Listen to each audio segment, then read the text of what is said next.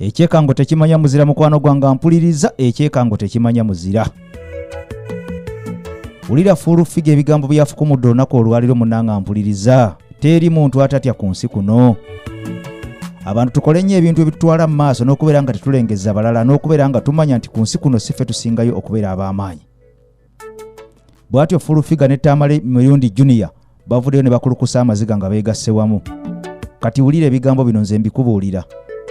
Wulira ebigambo bino otegeere mukwano gwange nti okufumba si kwekwota. Bw'atyo fulu figa Jennifer Nakangu yatambuza enkobogo. Avuddeyo n'agamba nti bannange sigenda kuddamu kubeera nga nsangwasamwa n'ebigambo. Mbadde nvuma, mbadde nsabuka, mbadde njogera nnyo, naye kyekiseera nneewummuzeeko mpumuze engalabi yange.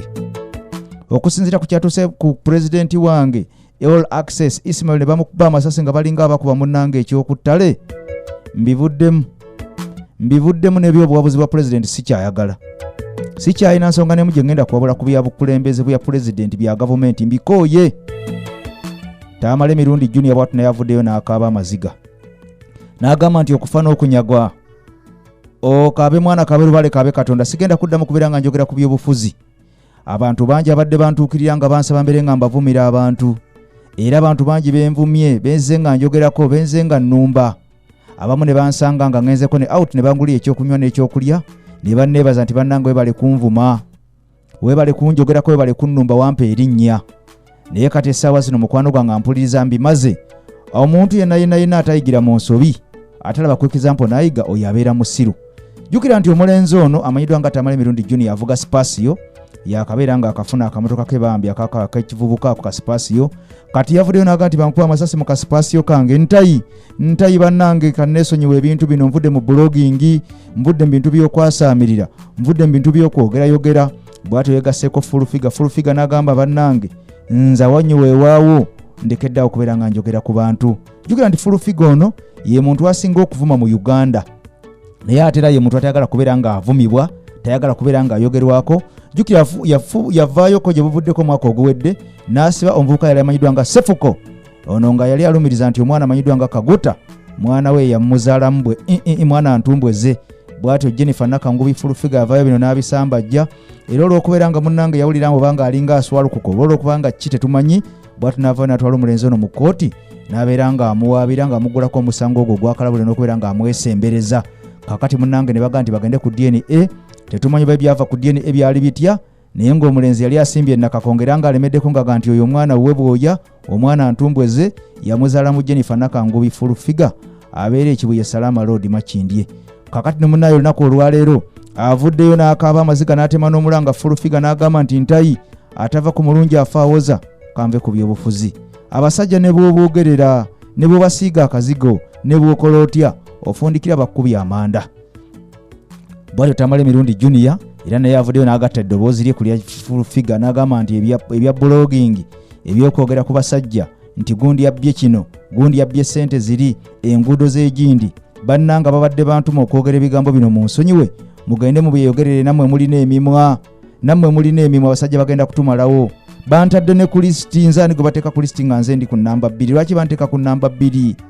Wakiri banditaddeyo ku namba nga 8, namba 9 oba namba 10. Lwaki banteeka ku namba 2 ku lisiti? Jjukira nti waliwo lisiti eyafulumye, eyo nno nga yasomeddwa omukulu amanyiddwa nga Fred Kajulu Irumbu ye Take.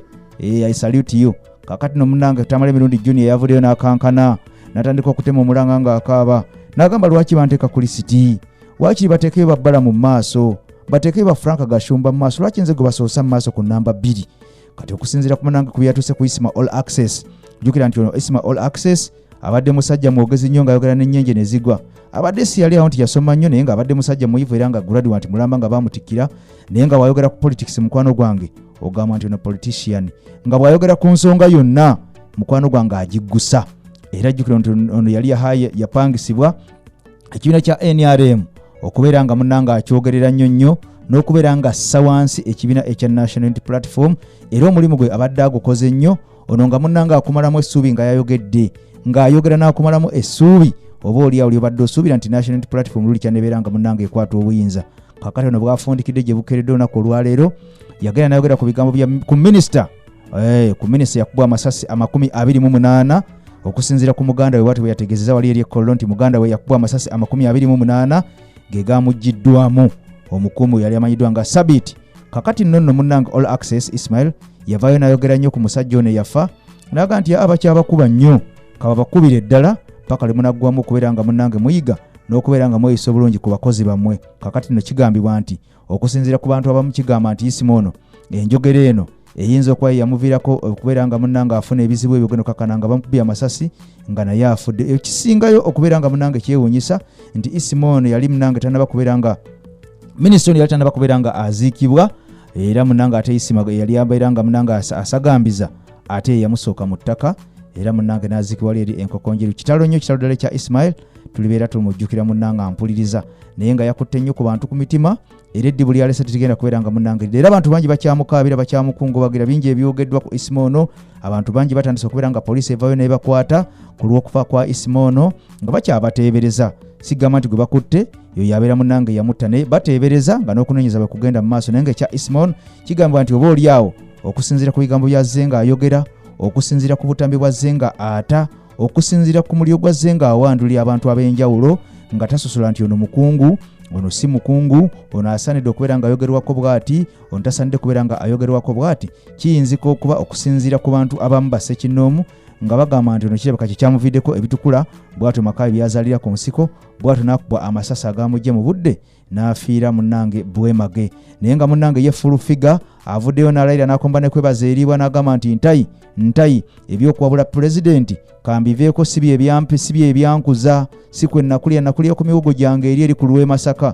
Kaakati munnaye nkuze mbaddewo ate ngende nfendeko obwana bwange olw'okuba nga njasama nnyo njogera nnyo ebya politics mbyesonyiye munnange ndekeddeawo okwogera ku bantu. Wabula kinajjukirwa nti abantu bangi baze bavaayo nga boogera ku mbeera bweti naye ennaku wayita bbiri munnange bino nga babyerabidde nga bazeemu okubeera nga basamwasamwa n'okubeera nga boogera ku bantu. Jjukira nti Katikkiro yavuddeyo owa Buganda n'agamba nti kyaka omulenzi ono ekyamuviiddeko kubeera nga afa abadde ayogerayogera nnyo era nga ebigambo bibiri akabadde basinga ayogera nnyo okusinga okulowooza ng'ayogera nnyo okusinga okusooka okulowooza.